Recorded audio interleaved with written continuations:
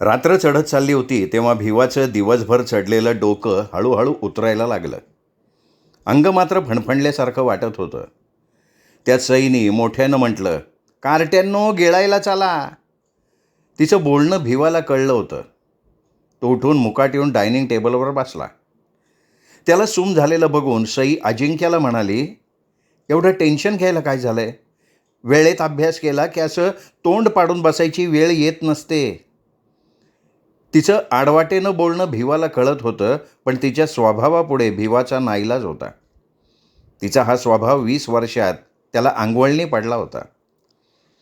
"अजून कुठवर वाट बघायची?" ती भिवाकडे तोंड करत म्हणाली. "आलंय होत. पार्टी तयार आहे. आठवडाभरात होईल." तो संयतपणे म्हणाला. "लग्न का?" तिचा खोचक प्रश्न. त्यावर भिवा काही एक न बोलता शांत बसून राहिला, ग्लासातलं घोडभर पाणी प्यायला. "कुठली भानगड बिनगड तर नाही ना झाली?" तिने जेवण वाढता वाढता विचारलं. "काही भानगड वगैरे नाही." भिवा सुस्कारत म्हणाला. "मग चोरट्यासारखं काही एक न सांगता कसं गेला?" तिचं बोलणं झोंबलं. "सगळ्या गोष्टी तुला सांगूनच केल्या आहेत ना आजवर?" भिवा शांतपणे बोलला. "तुमचं मामा भाच्याचं मला कसं कळणार?" "आता संपतचा विषय इथे मध्ये कुठे घुसडला?" "मी त्याच्याबद्दलच विचारतीये." "त्याचं एक टेन्शनच झालं आहे. कुठे गेलाय कळत नाही आहे." भिवानं उजवा हात झटकत म्हटलं आणि ताट ओढून घेतलं. त्याच्या आधी मुलं जेवणाला झोंबली होती.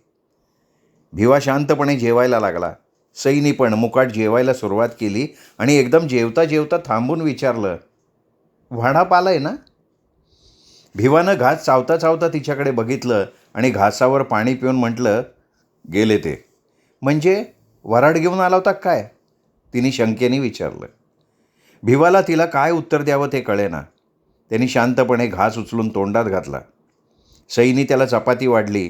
त्यातली अर्धी चपाती तोडून परत केली. "बाहेर खाणं झालेलं दिसतंय." "नाही, भूकच नाही आहे." "तहान भूक विसरायला नको त्या फंदात पडायला सांगतं कोण?" "गप ना आता, जेवू का?" भिवानं हातातला घास ताटात तसाच धरत विचारलं. "जेवायला काय हात धरलाय का मी?" तिने फणकाऱ्याने विचारलं. "हात नाही धरला, पण बोलून मानेत बुक्कीचा दणका तर हाणतेस ना." तोंडात घास घालून चावून थांबून तो बोलला.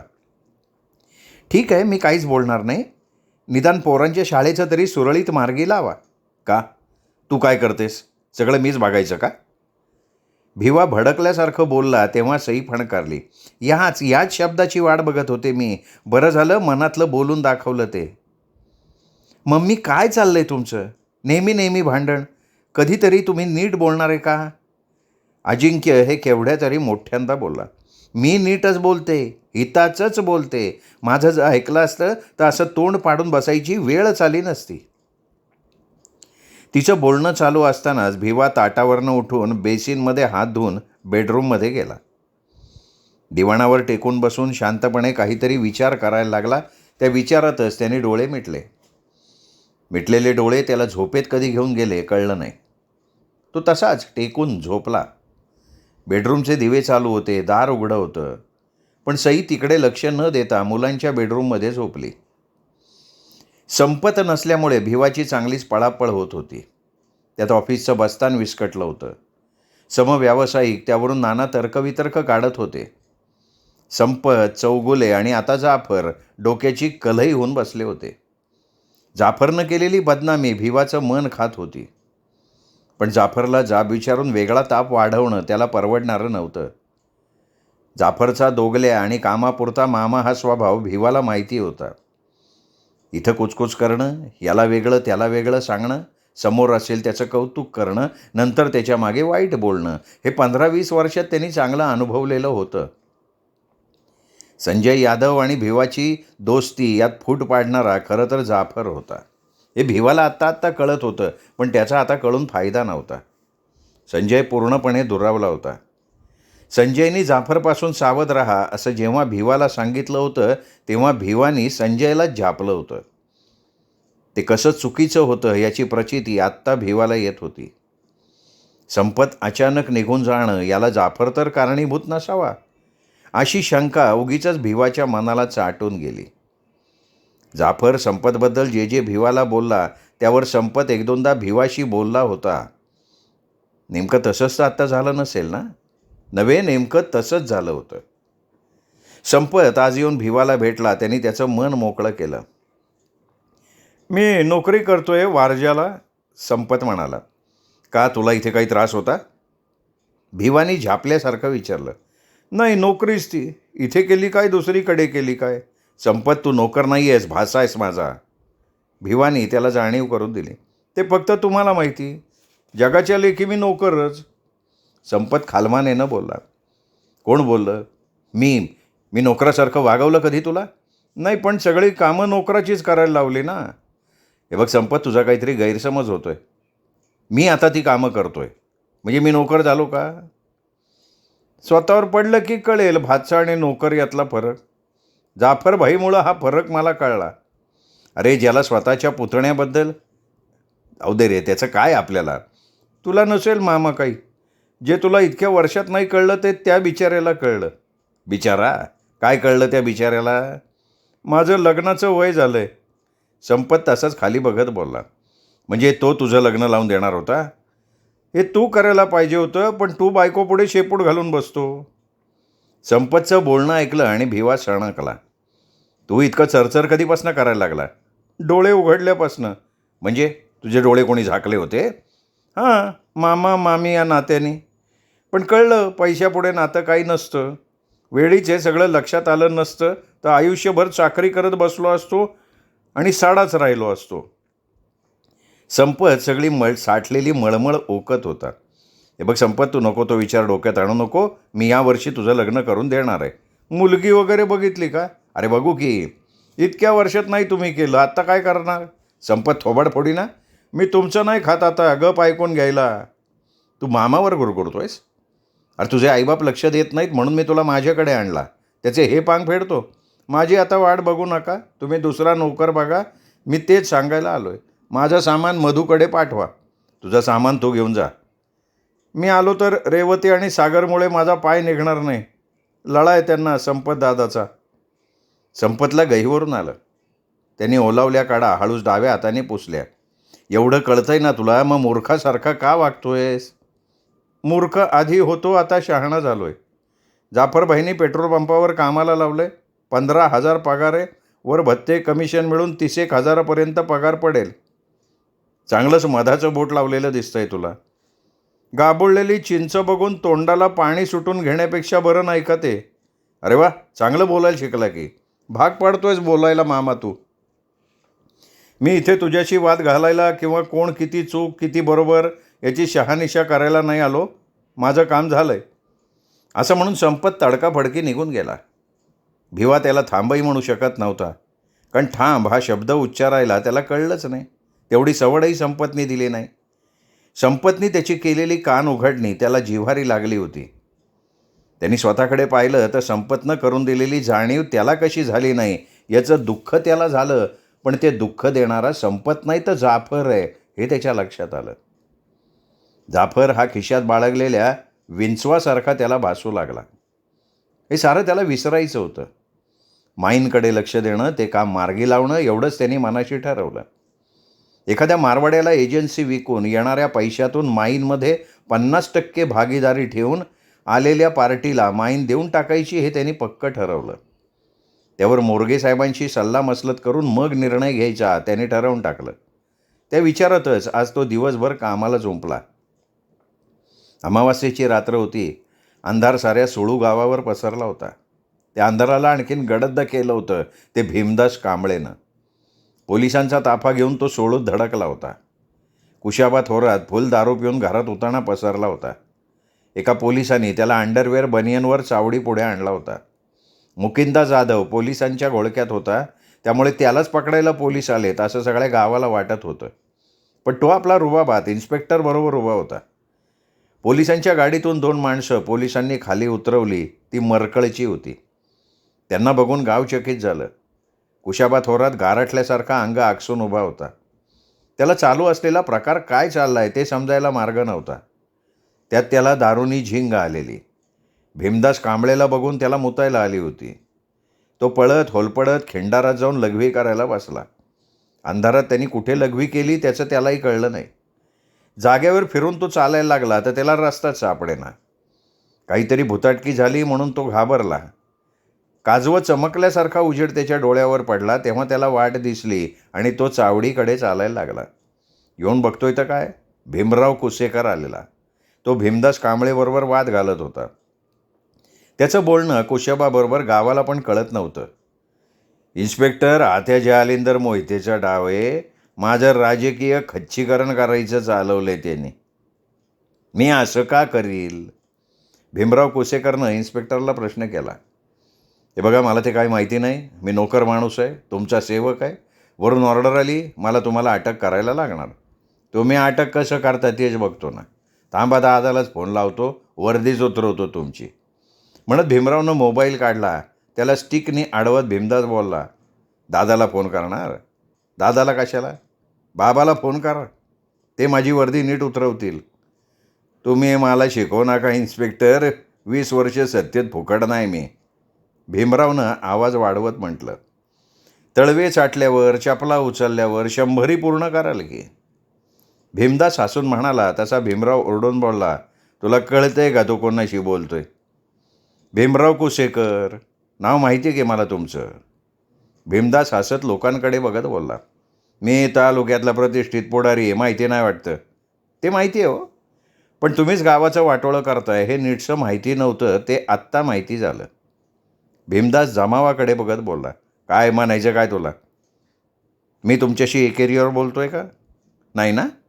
मग इन्स्पेक्टर साहेब म्हणायचं, नाही तर कांबळे साहेब म्हणाला तरी चालेल. हां. भीमदास भीमरावला समज दिल्यासारखा बोलला, मी तुला साहेब काय म्हणू? तू माझा साहेब आहे का थोडाच? भीमरावने आवाज उंचावत विचारलं. हळूहळू चावडीपुढे गर्दी वाढत चालली होती. नको म्हणू, तूच उद्या सकाळी मला माझे पाय धरून साहेब म्हणशील, कारण मी गावातून तुझी वरात काढणार आहे आत्ता. त्याचे परिणाम तुला माहिती काय? भीमराव उचलून अंगावर जात बोलला, तेच माहिती करून घ्यायची हौस आहे मला. तुमच्यासारख्या राजकारण्यांची टक्कर घ्यायला मला मजा येते. घाल रे बेड्या घाल. भीमदासनी पोलिसांना आदेश दिला, पण ते काय पुढं सरकना. मी हे केलं याला पुरावा कुठे? भीमरावने विचारलं. अरे मूर्खच आहे मी. असं म्हणत भीमदासनी स्वतःच्याच गालात एक चापट हळूच मारून घेतली. इतक्यात भीमरावचा भाऊ मारुती तिथे आला. त्याला बघून भीमदासनं नमस्कार केला. शेठ, तुम्ही पुरावा आणणार होता ना? ती स्टेजची जागा तुमच्या मालकीची आहे म्हणून. भीमदासनी त्याला विचारलं तशी एकच कुजबूज झाली आणि मध्येच मुकिंदा जाधव बोलला, माझ्या आज्यांनी ती ग्रामपंचायतीची म्हणून नोंद केली. तसा उत्तरा पण आहे माझ्याकडं. नाही म्हणजे गाव नकाशात तसं आहे बरं का साहेब. तू काय पण सांगू नको. अरे यांच्या मालकीची ती जागा असल्यामुळं तर यांनी दारूचे फुगे तिथं ठेवले. वर आम्हाला खबर पर ह्याचे चमचेनीच दिली. भीमराव गडबडला. काय पण तोंडाला येईल ते बोल नको. मी आबरू नुकसानीची केस करेल तुझ्यावर द्याडा. भीमराव रागात उसळून बोलला आणि भीमदासनी स्टिक बगलेत ठेवत दोन्ही हाताने टाळ्या वाजवल्या. पुरावा नंबर 1, तू अख्ख्या गावासमोर मला आत्ता धेडा म्हटलंस. पुरावा नंबर 2, हे लोक. सांगा रे तुम्ही, या काटेवाड्यांना फुगे ठेवायला सांगितलं होतं का नाही? भीमदासनी त्या दोघांना विचारलं. हा म्हणून दोघांनी माना डोलावल्या. का? भीमदासनी आवाज आणि मान उंच करत विचारलं. ए, आम्हाला कामाला लावणार होते. हे काय लावलं की कामाला खडी फोडायच्या? भीमदास म्हणाला. साहेब, नेमका हा काय गुतड आहे म्हणायचा? मुकिंदा जाधवनं मुंगसागत तोंडावर विचारलं. काय आहे जाधव? भिवा कुसेकरमुळं तुमचं गाव या भीमराव कुसेकरला नाव ठेवायला लागलं. 20 वर्षात गावात काहीच काम केलं नाही, पण सत्ता तर भोगली. वरच्या फळीतले पुढारी खाजगीत याच्याबद्दल बोलायला लागले. वरिष्ठांनी याचीच बत्ती गुल केली. राजकीय कारकिर्दीत अंधार झाला म्हणून भिवाला खाली वागायला कसं लावायचं, तर ते असं त्यांनी केलं. मरकळमध्ये गरळ ओकली, त्यांच्या पुढाऱ्यात लावली भांडणं. झेडपीत पंचायतीत तुमचे मेंबर असून गावात काही सुधारणा नाही. माझा भाऊ बघा किती दानशूर आहे, त्यांनी स्वतःच्या खर्चाने गावात किती सुधारणा केली आहे, हे मिरवण्याचा त्याचा डाव होता. पण त्यांनी तालुक्यात वाजवलेलं तुणतुणं. त्याची तार तुटल्यावर कसं बिनकामाचं होतं हे त्याला कळलं, तेव्हा त्यांनी हा डाव खेळला. आता माझा डाव नंबर 1, अँट्रॉसिटीची केस पहिली, मग ही. चला रे. त्यांनी बोलून पोलिसांना खुणावलं. साहेब, अहो तालुक्यात आमची इज्जत आहे. मारुती कुसेकरनं इन्स्पेक्टर पुढे हात जोडले. काळ्या कुट्ट अंधारात पण ते जोडलेले हात लाचार भासले. आमची पण इज्जत आहे धेड म्हणून त्याचाच हिंगामी दाखवतो बघा. एकीकडं फुले, शाहू, शिवाजी महाराज, आंबेडकर यांच्या नावावर मतांचा जोगवा मागायचा आणि दुसरीकडे हिणवायचं. आता मला याचं राजकारणच बघायचं आहे. म्हणून भीमदास सगळ्यांच्या आधी गाडीत बसला. पाठोपाठ पोलीस, भीमराव आणि त्या दोघांना घेऊन गाडीत बसले. गाडी सुरू झाली. तिच्या उजेडात गावकऱ्यांचे डोळे चकाकले. त्यामुळे मुकिंदाला अंधार पळाल्यासारखा वाटला. त्यांनी कुशाबाच्या खांद्यावर हात टाकत म्हटलं, "वा र बाददारा." "ए बाबा, मी काय नाही केलं." कुशाबा घाबरला. "तू नाही, पण तुझ्या खात्याने तर केलं ना. गावचं राजकारण आता पलटणार. आता आपल्याला संधी कुशे." त्याचं हे बोलणं ऐकायला गाव मात्र चावडीपुढे थांबलेलं नव्हतं. कुशाबानं आपल्या खांद्यावरचा हात कावानू काढून पळ काढला होता. हे मुकुंदला लक्षात आलं जेव्हा पुन्हा थाप मारायला गेला आणि होलपडला तेव्हा. तोल गेला, पण त्यांनी तो आनंदात सावरला आणि टुण्णकन उडी मारून खिदळत पळाला. भीमरावाला अटक झाल्याच्या बातमीनं भिवा अस्वस्थ झाला. भीमदासची शंका त्यांनी प्रत्यक्षात उतरवल्याबद्दल खरं तर त्याला कौतुक वाटलं होतं. पण आपल्यामुळं भावाला अटक झाली याची तालुक्यातली चर्चा त्याला गावाकडं तोंड करू देत नव्हती. हा प्रकार राजकीय वैमनस्यातून घडलाय असं भिवाला वाटत होतं. पण भीमदासनं लावलेला शोध त्याला अचंबित करत होता. त्यात अँट्रॉसिटीची केस हा भीमदासनी उगवलेला सूड असावा असं त्याला वाटलं. मनात आलं एकदा आळंदीला जाऊन यावं, पण मनातलं मनातच दबलं. भिवाचा फोन वाजला. त्यांनी नंबर पाहिला आणि डोळे गरगर फिरवले. "काय, ओळखलं का?" "नाही, कोण बोलतंय?" "तुमचा हितचिंतक भीमदास कांबळे." "हां, बोला की साहेब." "आपण बोलत नसतो, करून दाखवतो. शेवटी जात दाखवली का नाही?" "साहेब, तुम्ही फिरून फिरून जातीवरच काय येता?" "हेच की, खरा शोध लावला म्हणून विचारलं. कधी येताय भेटायला?" "का, अभिनंदन नाही करणार का आमचं?" "कशाबद्दल?" "तुमच्यावर बेतलेलं शोधल्याबद्दल." "थँक्यू साहेब, पण मला ते चुकीचं वाटतंय. तुम्ही भोळे आहात हो, म्हणून लोक तुमचा फायदा घेतात, कळलं का?" "तुम्ही ती अँट्रॉसिटीची केस लावून." भिवानी विषय काढला तर त्याला तोडत भीमदास म्हणाला, "काय चुकीचं केलं काय? मग तुम्ही पण आम्हाला जातीवरनं शिव्या द्या, उधळा फुलं, आम्हाला आनंद वाटेल."